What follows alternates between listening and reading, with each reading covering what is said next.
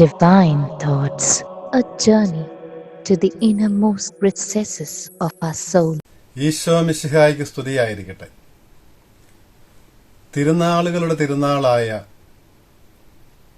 നമ്മുടെ ക്രൈസ്തവ അസ്തിത്വത്തിന്റെ ആഘോഷമായ പെസഹാ രഹസ്യത്തിന്റെ പൂർത്തീകരണമായ ഈർപ്പ് തിരുനാളിന്റെ വലിയ ഞായറാണല്ലോ ഇന്ന്. പെസഹ വിമോചനത്തിന്റെ ആഘോഷമാണ്. അത് പഴയ നിയമത്തിലായാലും പുതിയ നിയമത്തിലായാലും. പഴയ നിയമത്തിൽ ഇസ്രായേൽ ജനം മിസ്രയീമിലെ അടിമത്തത്തിൽ നിന്ന് വിമോചിതരായ ആ രഹസ്യത്തിന്റെ സംഭവത്തിന്റെ ആഘോഷമാണ് പെസഹ.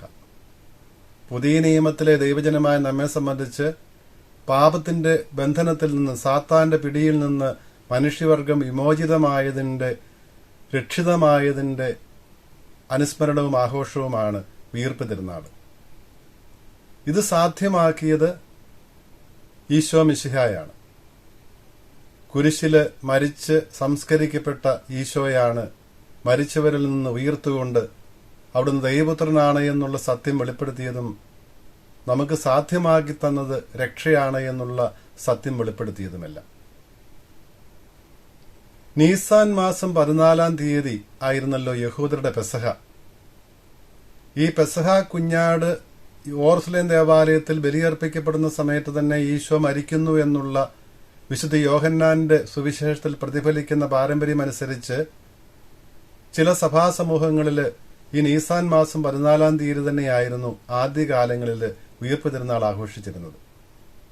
എന്നാൽ സമവീക്ഷണ സുവിശേഷങ്ങളുടെ വിവരണത്തിന്റെ അടിസ്ഥാനത്തിൽ ഈ നീസാൻ മാസം 14-ാം തീയതിക്ക് ശേഷം വരുന്ന ഞായറാഴ്ചയായിരുന്നു മറ്റു ചില സഭകളിൽ തിരുനാൾ ആഘോഷിച്ചിരുന്നത്, ഉയിർപ്പ് തിരുനാൾ ആഘോഷിച്ചിരുന്നത്.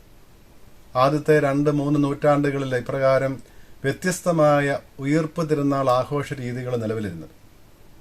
ഏറ്റവും ആദ്യമായി ഉണ്ടായിരുന്ന തിരുനാളും ക്രൈസ്തവ തിരുനാളും ഏറ്റവും പുരാതനമായ ക്രൈസ്തവ തിരുനാളുമെല്ലാം ഉയിർപ്പ് തിരുനാൾ തന്നെയാണ്. ഈ വ്യത്യസ്തമായ ആചാരങ്ങളെ അല്ലെങ്കിൽ ഒന്നിപ്പിക്കുന്നതിന് ഉയിർപ്പ് തിരുനാൾ ഒരു ദിവസം കൊണ്ടാടുന്നതിനുള്ള തീരുമാനമുണ്ടാകുന്നത് ഈ വർഷം 1700-ാം വാർഷികം നമ്മൾ ആഘോഷിക്കുന്ന നിഖ്യ സൂനകദോസിൽ വെച്ചാണ്. മിശിഹാ വർഷം 325-ലാണല്ലോ നിഖ്യായില് സഭാപിതാക്കന്മാര് സമ്മേളിച്ചത്. അന്ന് അവിടെ അലക്സാൻഡ്രിയയിൽ നിന്നുള്ള പിതാക്കന്മാര് നിർദ്ദേശിച്ച പ്രകാരം മാർച്ച് മാസത്തിലെ പൂർണ്ണ ചന്ദ്രന്റെ ദിവസം, വെളുത്തവാവിന് ശേഷം വരുന്ന ഞായറാഴ്ച ഉയിർപ്പ് തിരുനാൾ ആഘോഷിക്കാമെന്നുള്ള തീരുമാനം സഭ ഒന്നാകെ എടുക്കുകയുണ്ടായി. ഇതെടുക്കുന്നതിനുള്ള മാർച്ച് മാസം 21-ാം തീയതിക്ക് ശേഷമുള്ള ഞായറാഴ്ച, പൂർണ്ണചന്ദ്രൻ പ്രത്യക്ഷപ്പെടുന്നതിന് ദിവസത്തിന് ശേഷമുള്ള ഞായറാഴ്ച ഉയിർപ്പ് തിരുനാൾ ആഘോഷിക്കണം എന്നുള്ളത് തീരുമാനിക്കുന്നതിന് പല കാരണങ്ങളുണ്ടായിരുന്നു. ഗ്രിഗറി നസിയാൻസൻ ഈശോയുടെ ഉത്ഥാനത്തെ വിശേഷിപ്പിക്കുന്നത് വസന്തകാലമായിട്ടാണ്. പ്രാപഞ്ചിക വസന്തമാണ്, ആധ്യാത്മിക വസന്തമാണ്, ആത്മാവിന്റെ വസന്തമാണ്, ശരീരത്തിന്റെ വസന്തമാണ്, കാഴ്ചയിലുള്ളതല്ലെങ്കിലും കാഴ്ചയ്ക്ക് അതീതമായവയുടെ വസന്തമാണ് എന്നെല്ലാം ഉത്ഥാനത്തെ വിശേഷിപ്പിക്കുന്നുണ്ട്. വസന്തകാലം ആരംഭിക്കുന്നത് മാർച്ച് മാസത്തിലാണല്ലോ. മാർച്ച് 21-ാം തീയതിയിലെ പൂർണ്ണ ചന്ദ്രന്റെ പ്രത്യക്ഷപ്പെടലോടുകൂടിയാണ് വസന്തകാലം ആരംഭിക്കുന്നത്. അപ്പോൾ വിശ്വാസത്തിന്റെ വസന്തത്തിന്റെ ആഘോഷമായ ഉത്ഥാനം അതിനോടനുബന്ധിച്ച് തന്നെ ആഘോഷിക്കാമെന്ന് തീരുമാനിക്കുന്നത് അതുകൊണ്ടാണ്.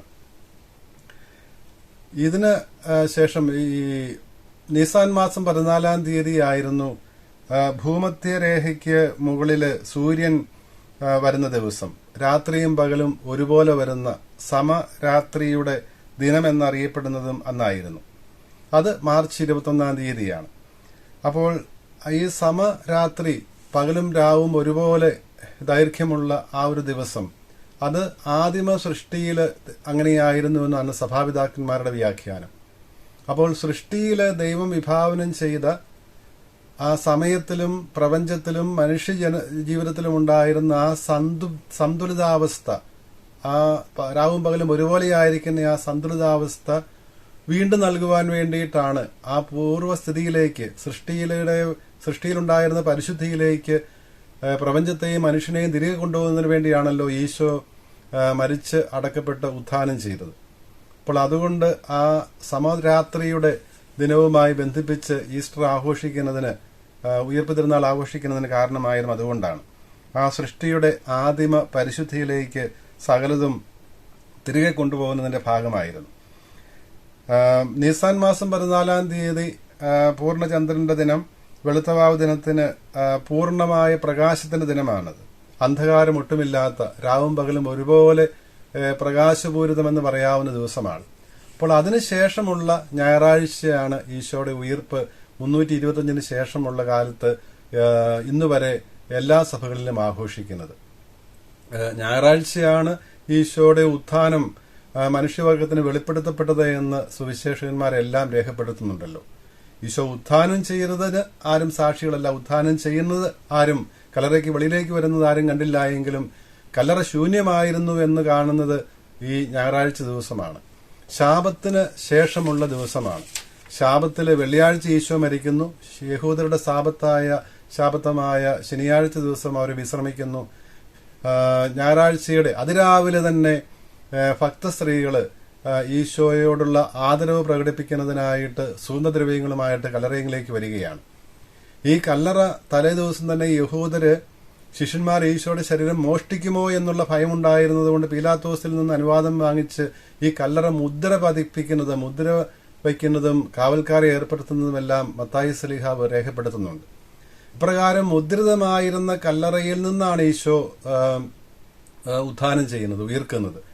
അപ്പോൾ ഭക്തസ്ത്രീകൾ എത്തുമ്പോൾ ആര് തങ്ങൾക്ക് കല്ല് മാറ്റിത്തരും എന്ന് ചിന്തിച്ചുകൊണ്ട് വരുമ്പോഴാണ് അവർ കാണുന്നത് അവിടെ വെച്ചിരുന്ന ആ കല്ല് ഉരുട്ടി മാറ്റി അതിന്മേലിരിക്കുന്ന ദൈവത്തിന്റെ ദൂതനെ കാണുന്നത്. ദൈവിക സന്ദേശം അറിയിക്കുന്നതിന് പഴയ നിയമത്തിലായാലും പുതിയ നിയമത്തിലായാലും ദൈവം ദൂതന്മാരെ അയക്കുന്നത്, പുതിയ നിയമത്തിൽ പ്രത്യേകിച്ചും ഗബ്രിയേൽ ദൂതനെ സക്കറിയ പുരോഹിതന്റെയും മറിയത്തിന്റെയും മക്കളിലേക്ക് അയക്കുന്നത് നമ്മൾ കാണുന്നുണ്ട്.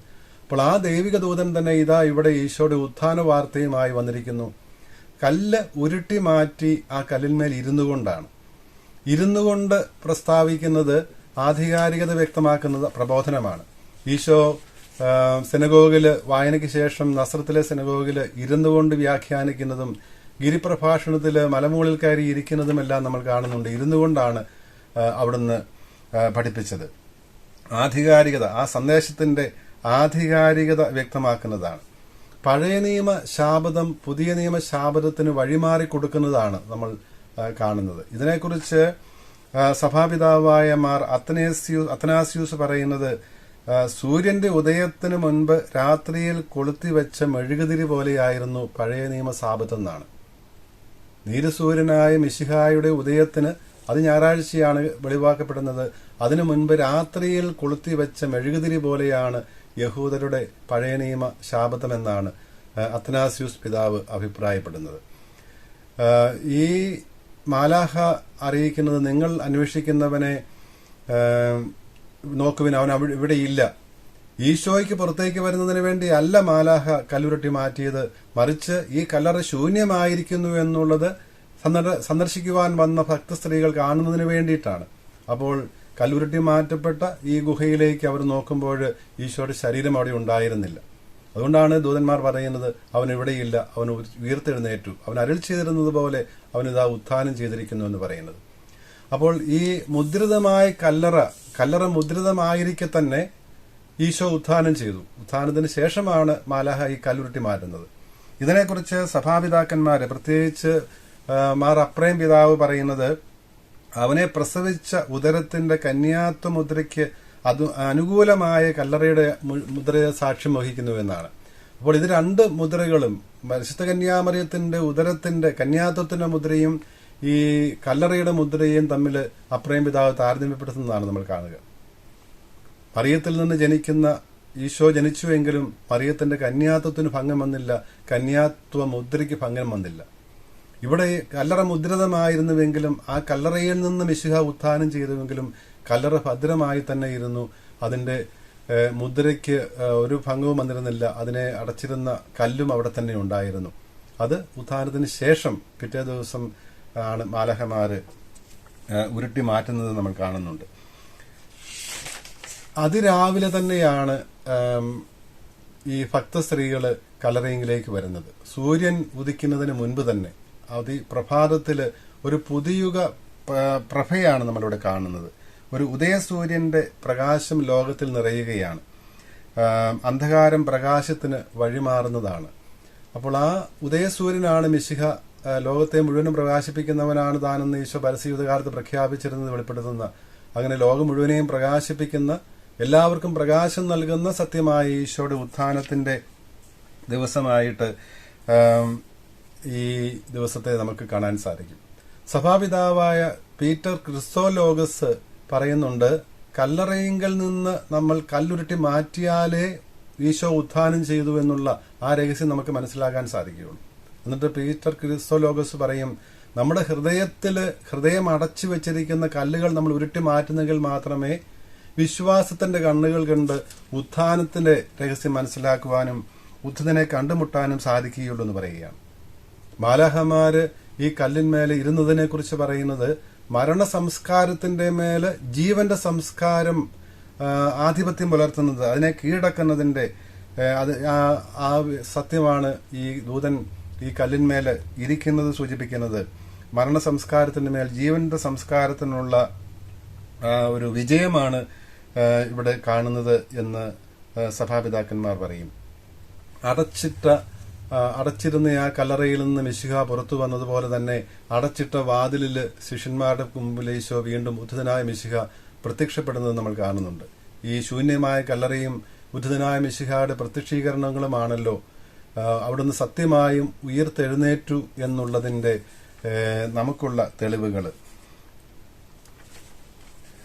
ഇപ്രകാരം ഉത്ഥാനം ചെയ്ത ഈശോയെക്കുറിച്ചുള്ള ഈ ഈശോയുടെ ഉത്ഥാനത്തിന്റെ രഹസ്യം ആഘോഷിക്കുന്ന ഈ ദിവസങ്ങളില് നമ്മുടെ പഴയ നിയമത്തിൽ നിന്നുള്ള വായനകളില് നമ്മൾ ഇസ്ഹാക്കിന്റെ മുഖത്ത് വിരിയുന്ന ആ ഒരു ഉത്ഥാനത്തിന്റെ ഉയർപ്പിന്റെ പ്രഭ നമുക്ക് കാണാൻ സാധിക്കും. ഇസ്ഹാക്ക് ഈശോയുടെ പ്രതിരൂപമായിരുന്നു എന്നുള്ളത് ഈ ദിവസങ്ങളിലൊക്കെ നമ്മുടെ ധ്യാന വിഷയമായിരുന്നു. ബലി അർപ്പിക്കുവാൻ വേണ്ടിയാണ് പോകുന്നത് എങ്കിലും ഇസ്ഹാക്കിനെ അബ്രാഹത്തിന് ബലി കഴിക്കേണ്ടി വന്നില്ല. പകരമായിട്ട് മുൾപ്പടർപ്പില് കൊമ്പുടക്കി കിടന്നിരുന്ന കുഞ്ഞാടിനെയാണ് ബലി കഴിക്കുന്നത്. അത് ആ കുഞ്ഞാട് ഈശോയുടെ പ്രതീകമാണ്. മുൾമുടി ചൂടി കുരിശിൽ മരിക്കുന്ന ഈശോയുടെ പ്രതീകമാണെന്ന് നമുക്കറിയാം. അപ്പോൾ ഇവിടെ മരിക്കാതെ തന്നെ എന്നാൽ ബലിയർപ്പിക്കപ്പെടുവാൻ തയ്യാറായിട്ട് പിതാവിന്റെ സ്നേഹത്തിന്റെ പ്രകാശനമായി ബലിയർപ്പിക്കുവാൻ അർപ്പിക്കപ്പെടുവാൻ തയ്യാറായ ഇസ്ഹാക്കിന്റെ വിമോചനായി വരുന്ന ഇസ്ഹാക്കിന്റെ മുഖത്ത് പ്രതിഫലിച്ച ആ ഒരു സന്തോഷം തന്നെയാണ് ഇസ്ഹാക്കിലെ പ്രതിഫലിച്ച സന്തോഷം തന്നെയാണ് ഉദ്ധിതന്റെ മുഖത്ത് നമ്മൾ കാണുന്നത് എന്നാണ് സഭാപിതാക്കന്മാർ പറയുക.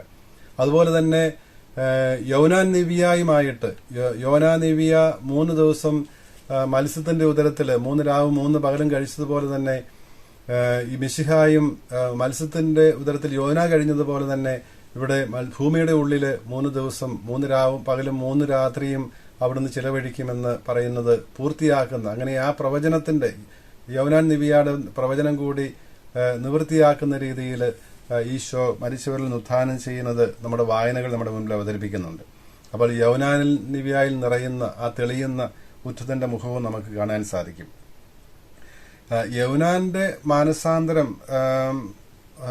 ആണ് യഥാർത്ഥത്തില് നിനിവേയുടെ അസീറിയയിലാണല്ലോ നിനിവേ. അപ്പോൾ ഈ നിനിവേക്കാരുടെ ശത്രുതയുണ്ടായിരുന്നത് കൊണ്ട് തന്നെയാണ് അവിടെ പോയി പ്രഘോഷിക്കുവാൻ ദൈവം ആവശ്യപ്പെടുമ്പോൾ യോനാൻ നിരസിക്കുന്നതും അതിന് തടസ്സം പറയുന്നതും അതിൽ നിന്ന് ഒഴിഞ്ഞു മാറാൻ ശ്രമിക്കുന്നതുമല്ല. എങ്കിലും ദൈവം അവനെ അവിടെ തന്നെ എത്തിക്കുന്നുണ്ട്. അപ്പോൾ മത്സ്യത്തിന്റെ ഉദരത്തിലായിരിക്കുന്ന നിവിയയ്ക്ക് ദ്രവിച്ചു പോയില്ല.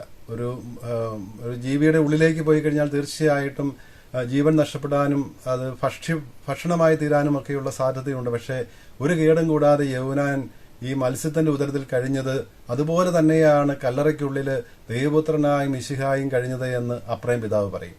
അപ്പോൾ അവിടെ ദ്രവിക്കാതെ മത്സ്യത്തിന്റെ ഉള്ളിൽ യോനാൻ നബിയായി കഴിഞ്ഞതുപോലെ ഇവിടെ അഴുകിപ്പോകാതെ 3 ദിവസമായിട്ടും ഈശോ കല്ലറയ്ക്കുള്ളിൽ കഴിഞ്ഞു, അല്ലെങ്കിൽ അതൊരു പരിക്കും അവിടുത്തെ ഏൽപ്പിച്ചില്ല എന്ന് അപ്രയം പിതാവ് സാക്ഷ്യപ്പെടുത്തുന്നുണ്ട്. യോനാൻ മാനസാന്തരപ്പെടുവാൻ തയ്യാറായതുകൊണ്ടും നിനിവേക്കാരോട് പ്രഘോഷിച്ചതുകൊണ്ടുമാണ് അവർക്ക് രക്ഷ സാധ്യമായത്.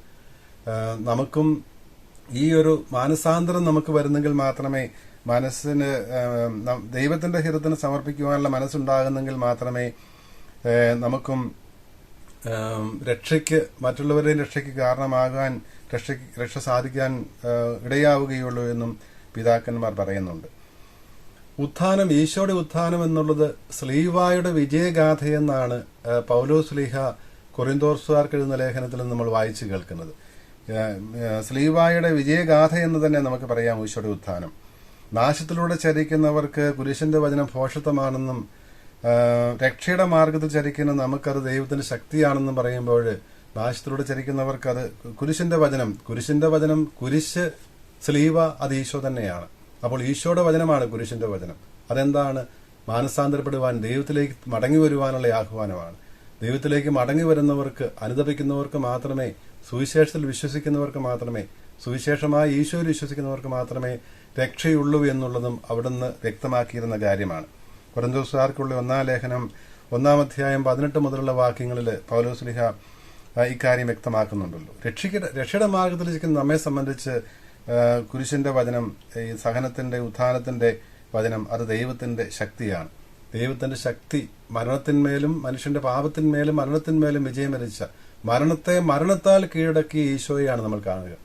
തന്റെ സഹനത്താൽ പാപത്തെ ഇല്ലാതാക്കുന്ന ഈശോയാണ് നമ്മൾ കാണുക. ഈശോയുടെ കബറിടത്തിലേക്ക് പോകുന്ന സ്ത്രീകളിൽ ഏറ്റവും ശ്രദ്ധേയയായ കഥാപാത്രം മഗ്ദല മറിയമാണ്. ദൈവത്തിന്റെ സ്നേഹത്തിന്റെയും കാരുണ്യത്തിന്റെയും ആ അനുഭവമാണ് മഗ്ദല മറിയത്തെ അവിടെ എത്തിക്കുന്നത്. ദൈവത്തിന്റെ കരുണയും സ്നേഹവും ഇത്രയേറെ അനുഭവിച്ച, അതിന് നന്ദിയുണ്ടായിരുന്ന മറ്റൊരു വ്യക്തി സുവിശേഷത്തിലുണ്ടോ എന്ന് സംശയമാണ്. ആ മിശിഹാനുഭവത്തിന്റെ ആ ഒരു പ്രകാശനമായിട്ടാണ് ദാഹിച്ചു വരണ്ട ഭൂമി ജലത്തിനു വേണ്ടി കേഴുന്നത് പോലെ, ആ തീവ്രമായി അഭിലഷിക്കുന്നത് പോലെ ഇവൾ കല്ലറയിൽ എത്തുന്നതും ഈ ഉത്ഥാനത്തിന്റെ വാർത്ത സ്വീകരിക്കുന്നതുമല്ല.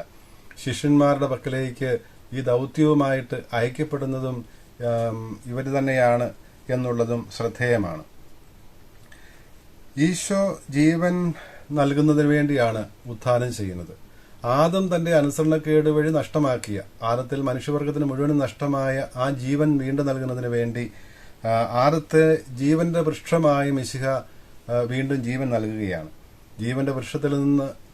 ജീവന്റെ വൃക്ഷമാണല്ലോ ആദം നഷ്ടമാക്കിയത്. അപ്പോൾ ആ ജീവന്റെ വൃക്ഷമായ മിശിഹ ഉത്ഥാനം വഴി ആദത്തെ ജീവിപ്പിച്ചു എന്നാണ് സഭാപിതാക്കന്മാരുടെ സാക്ഷ്യം. നിദ്ര പ്രാപിച്ചവരുടെ ആദ്യഫലമായി മിശിഹ ഉയർത്തെഴുന്നേറ്റു. ആദ്യഫലമാണ്, മനുഷ്യവർഗത്തിന്റെ ആദ്യഫലമാണ് മിശിഹ മരിച്ചവരിൽ നിന്ന് ഉയർക്കുന്ന. അതുവരെ അങ്ങനെയൊരു സംഭവം ഉണ്ടായിട്ടില്ല. അതുകൊണ്ട് നമ്മുടെ ഉത്ഥാനത്തിന്റെയും മുന്നോടിയാണ്, അച്ചാരമാണ് ഈശോയുടെ ഉത്ഥാനമെന്നാണ് പൗലോസ് ശ്ലീഹ കൊരിന്തോസുകാർക്കുള്ള ലേഖനം 15-ാം അധ്യായം 20-ാം വാക്യത്തിൽ പറയുന്നത്. ആദത്ത് മൂലം എപ്രകാരമാണോ നമുക്ക് ജീവൻ നഷ്ടമായത്, ആദ്യ ആദം മുതൽ നഷ്ടമായത്, രണ്ടാമത്തെ ആദം വഴിയായിട്ട് നമുക്ക് ഈ രക്ഷ വീണ്ടും നൽകപ്പെടുന്നു എന്നും ശ്ലീഹ പറയുന്നുണ്ട്. അപ്പോൾ നമ്മുടെ രക്ഷയ്ക്കുള്ള അച്ചാരമാണ്, ഉയർപ്പാണ് ഈശോയുടെ ഉത്ഥാനം, ഈശോയുടെ ഉയർപ്പ്. ഈശോ മരിച്ചവരിൽ നിന്ന് ഉത്ഥാനം ചെയ്തിട്ടില്ല എങ്കിൽ ശ്ലീഹന്മാരുടെ പ്രഘോഷണവും നമ്മുടെ വിശ്വാസവും നിരർത്ഥകമാണ് എന്ന് പൗലോസ് ശ്ലീഹ അസന്നിഗ്ധമായ ഭാഷയിൽ വ്യക്തമാക്കുന്നുണ്ട്. അപ്പോൾ നമ്മുടെ ഈ ലോകത്തിലെ ജീവിതത്തിന് അർത്ഥമുണ്ട്, ഇതിനപ്പുറം ഒരു ജീവിതമുണ്ട്, ഉത്ഥാനത്തിന്റെ ജീവിതമുണ്ട്. നമ്മുടെ സഹനങ്ങൾക്കും വേദനകൾക്കും എല്ലാം അർത്ഥമുണ്ട് എന്നുള്ളത് നമുക്ക് ഉറപ്പു തരുന്നത് ഈ പുതുജീവനിന്റെ തിരുനാളായ ഈ ഉത്ഥാനമാണ്, ഈശോയുടെ ഉയർപ്പാണ്. ആദ്യ ഫലം സമർപ്പിക്കുന്നു ദൈവത്തിന്. അത് സമർപ്പിക്കുന്നതിലൂടെ ബാക്കിയുള്ള ആ ഫലങ്ങൾ മുഴുവനും അനുഗ്രഹിക്കപ്പെടുന്നു, പൗത്രീകരിക്കപ്പെടുന്നു എന്നാണ് ധാരണ. ആദ്യഫലമായി മിശിഹ മരിച്ചവരിൽ നിന്ന് ഉത്ഥാനം ചെയ്തത് മനുഷ്യവർഗം മുഴുവനും അവിടുന്ന് ജീവൻ പങ്കുവെച്ച് നൽകുന്നതിന്റെ സൂചന കൂടിയാണ്. നമുക്കും ഉത്ഥാനമുണ്ട്, ശരീരങ്ങളുടെ ഉയർപ്പുണ്ട്. നമ്മുടെ ശരീരവും ഉയർക്കും, നമുക്കും നിത്യജീവനിൽ പങ്ക് ലഭിക്കുമെന്നുള്ളതിന്റെ ഏറ്റവും ഉറപ്പുള്ള അച്ചാരം ഈശോയുടെ ഉത്ഥാനം തന്നെയാണ്. നമ്മുടെ വിശ്വാസത്തിന്റെ കേന്ദ്രവും മിശിഹായുടെ ഉത്ഥാനമാണ്. ഈ ഉത്ഥാനത്തിന്റെ തിരുനാളാണ് ഓരോ ഞായറാഴ്ചയും നമ്മൾ ആഘോഷിക്കുന്നത്. വർഷത്തിൽ ഈ വലിയ ഉയർപ്പിന്റെ വലിയ ഞായറാഴ്ച, തിരുനാളുകളുടെ തിരുനാളായ ഇന്ന് നമ്മൾ കൊണ്ടാടുന്നത്. മനുഷ്യവംശത്തിന്റെ വിമോചനത്തിനായുള്ള ദൈവിക പദ്ധതിയുടെ പൂർത്തീകരണത്തിന്റെ ദിവസമാണല്ലോ ഇന്ന്. ഈശോയിൽ നിറവേറപ്പെട്ട ആ ദൈവിക പദ്ധതി, അത് നമ്മുടെ ശരീരത്തിന്റെ ഉയർപ്പിന്റെ അച്ചാരമാണ്, നിത്യജീവനുള്ള അച്ചാരമാണ്. നമ്മുടെ ക്രൈസ്തവ അസ്തിത്വത്തിന്റെ തന്നെ ആഘോഷമായ ഈ ഉയർപ്പ് തിരുനാളില് നമുക്ക് നമ്മുടെ ഉത്ഥാന ജീവിതത്തിൽ, മരണശേഷമുള്ള ആ ജീവിതത്തിൽ കണ്ണു നട്ടുകൊണ്ട് ജീവിക്കാം. നമ്മുടെ സഹനങ്ങൾക്കും വേദനകൾക്കും രോഗത്തിനും മരണത്തിനും എല്ലാം ഒരു അർത്ഥമുണ്ട്. അത് മിശിഹായിലൂടെയാകുമ്പോൾ എന്നുള്ളത് നമുക്ക് അനുസ്മരിക്കാം. മിശിഹായിലൂടെ നമ്മൾ മരിച്ച് അടക്കപ്പെടുകയാണ് മാമോദിസായിൽ ചെയ്തത്. അവിടുത്തോടുകൂടി നമ്മൾ ഉയർത്തവരാണ്, ഉയർപ്പിന്റെ ജീവിതം നയിക്കേണ്ടവരാണെന്നുള്ള കാര്യം നമുക്ക് വിസ്മരിക്കാതിരിക്കാം. ഉയർപ്പിന്റെ സന്തോഷത്തിൽ ഉത്ഥാനത്തിന്റെ മക്കളായിട്ട് ജീവിക്കുവാനുള്ള അനുഗ്രഹത്തിനായിട്ട് നമുക്ക് പ്രാർത്ഥിക്കുകയും ചെയ്യാം. ദൈവം നമ്മളെ അനുഗ്രഹിക്കട്ടെ.